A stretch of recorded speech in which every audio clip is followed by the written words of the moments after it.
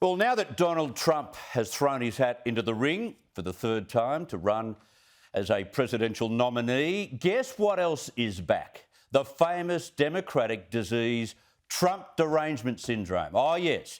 And I don't say that about the outpouring of disdain and anger from some in politics and media over his declaration last week. I say that based on what the US Attorney General announced this very weekend.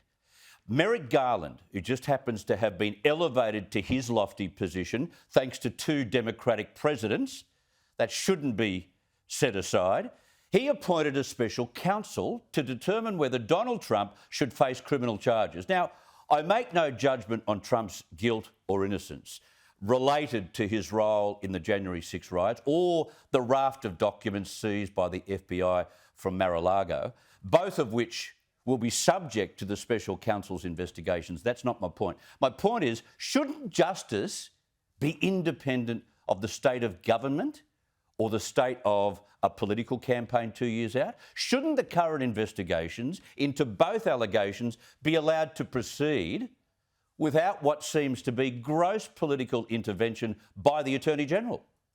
It seems suspiciously like a well-timed vendetta, again, to avoid any possibility Trump can be elevated again to his old job in the White House. Another nasty case of Trump Derangement Syndrome. And the strange aspect to this, though, is that the move is not veiled or even secret. The AG has thrown a special counsel over the top of these two investigations, absolutely because Trump has decided to run. He actually stated that with a clear conscience.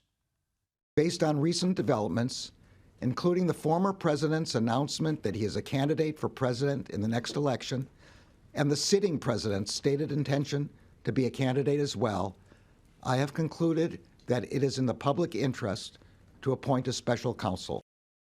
Now, many of you will say, well, hang on, the American system is a lot different to ours. Fair enough. But how can it be that someone aims to be a presidential nominee, forget about who it is, and the government sends in the big guns to add heat to two current, ongoing criminal investigations? Again, I'm not backing or bashing Trump, but how is this anything but overkill? How does this not have the possibility of twisting two criminal investigations in the favour of Joe Biden? They're calling it politically explosive in the US, and it's that and a whole heap more. Merrick's choice for this special counsel is a fellow by the name of Jack Smith. He is actually a war crimes prosecutor. Talk about overkill. I'm sure he could have chosen from a field of thousands of experienced senior criminal prosecutors, but in comes the war crimes veteran. Trump himself attacked the announcement, saying it was an appalling decision by the egregiously corrupt Biden administration. Now, here he was overnight adding to that statement. I want to address the appalling announcement today by the egregiously corrupt Biden administration and their weaponized Department of Justice. Would you like me to talk about that? Larry, would you like me to talk about that? This horrendous abuse of power is the latest in a long series of witch hunts. We started a long time ago. The last time Trump had a special counsel chase him down was when Robert Mueller examined possible ties between his 2016 presidential campaign and Russia. Trump was cleared by Mueller, but who knows how this will end up for him around, early next year, because this could also be a sign that the two major investigations into Trump are nearing an end. And if charges are to be recommended, it may appear more independent coming from Smith. That's maybe the thinking on behalf of the Attorney General. Who knows? One thing is for sure, with Smith coming in cold on both cases, he will need to spend weeks, maybe even months, getting across the details of the evidence presented and prepared so far. This will undoubtedly delay investigations and probably pushing them into 2023. Meanwhile, when asked about whether Joe Biden had been told of the appointment before the press conference, here's what White House Press Secretary Karine Jean-Pierre said.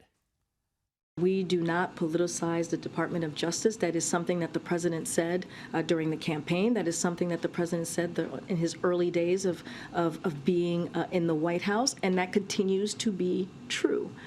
We were not involved in this particular issue. We are not involved in, let me just say that more broadly, we're not involved in criminal investigations that are done independently by the Department of Justice. You could make your own mind up on what you just said, but it is a strange and dangerous version of so-called independence.